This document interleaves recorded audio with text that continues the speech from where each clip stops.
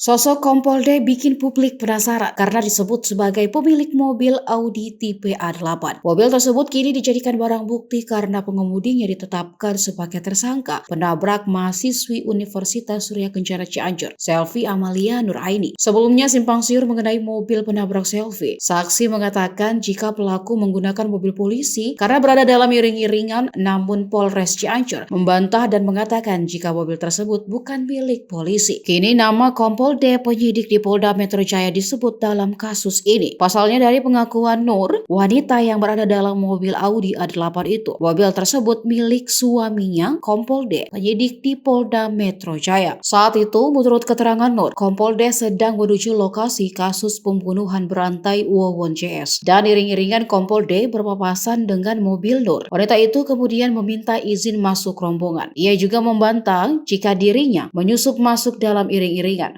Menurutnya, ia sudah diberi izin oleh suaminya itu. Namun kabar terbaru, Nur ternyata bukan istri dari Kompol D. Kapolres Cianjur AKBP Doni Hermawan mengatakan, Nur hanyalah kenalan seorang anggota polisi yang pada saat itu ikut dalam iring-iringan.